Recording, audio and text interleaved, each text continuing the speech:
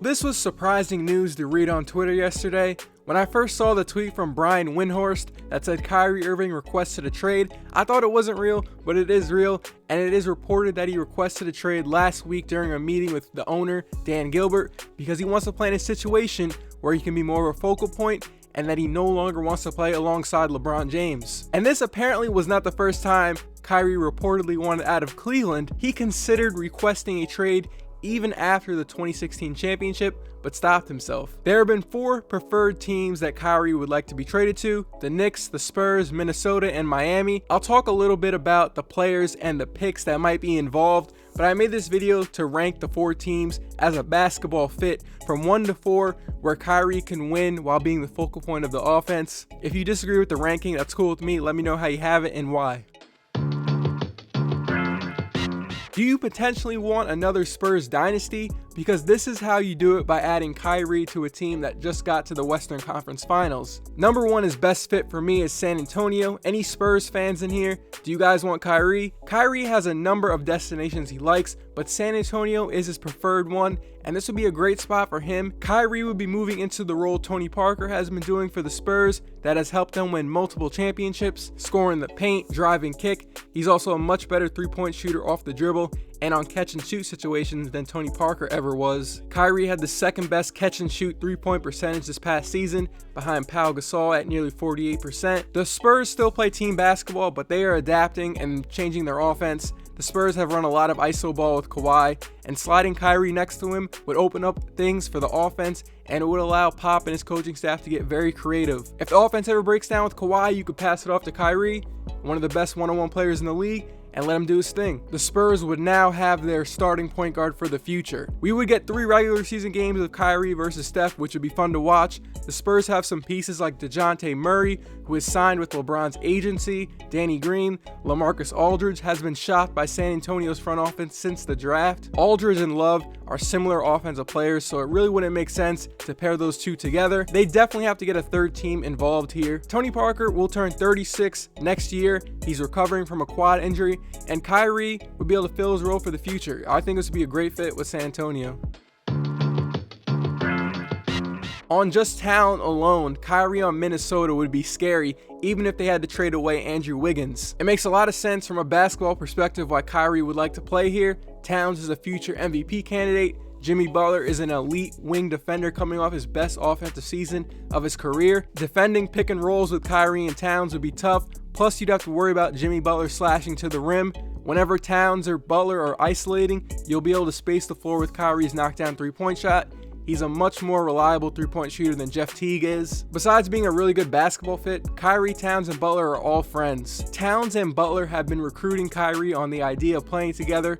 Kyrie and Jimmy became closer friends playing together for Team USA basketball in summer 2016 Olympics. Plus, Karl Towns' dad and Kyrie's dad are connected through the basketball scene in northern New Jersey, where they both live. But the logistics to get Kyrie are going to be difficult because Minnesota cannot trade Jeff Teague until December 15th. And are the Timberwolves willing to trade off their 22-year-old 6'8" wing who just averaged 23 points per game this past year? Whatever they decide to do, I have them as number 2 because a core of Towns, Butler, and Kyrie would be deadly.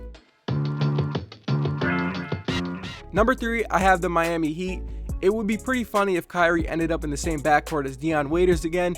They didn't have much on-court chemistry when they played together in Cleveland, but maybe at this point in their NBA journey, they can play off of each other and have a very promising future. Spoelstra is one of the best coaches in the league, and Kyrie would be able to bring up the ball almost every single play for them and be the number 1 option. Again, similar to Minnesota, logistics between players and picks to trade would be difficult, as they would have to give up a combination of Dragic, Winslow, or Josh Richardson to Cleveland.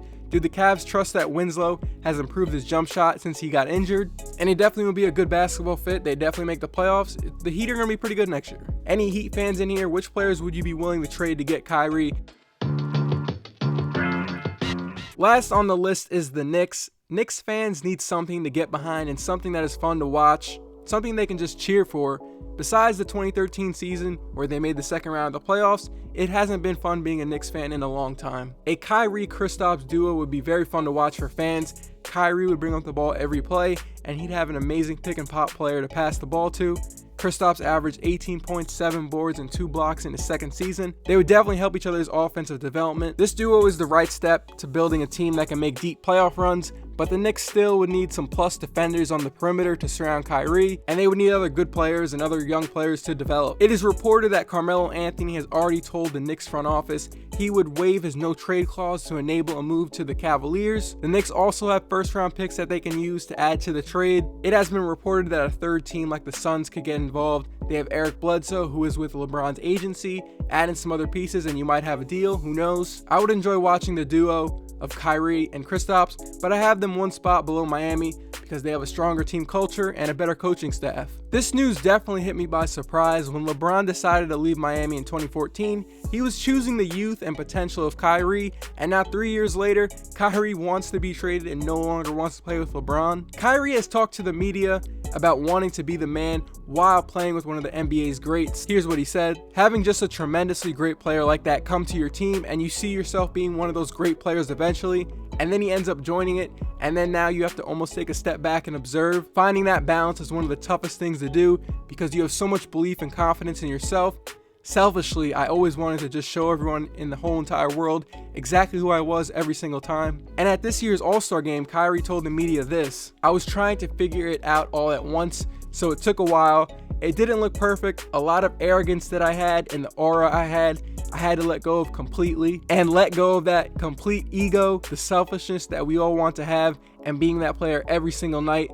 The truth is, you can still be that player with other great players. You've just got to think about how to do that." It's just crazy, man. He has a guaranteed finals appearance every single year and plays with one of the best players of all time, and Kyrie just says, I feel like going somewhere else. But just another wild day in what was already a wild NBA offseason. I think he probably sees the writing on the wall of LeBron possibly leaving when he is a free agent in 2018, and he doesn't want to be here when the Cavs implode. If you made it this far to the video, let me know where do you think Kyrie ends up. That's it for me. I'll see you guys in my next video.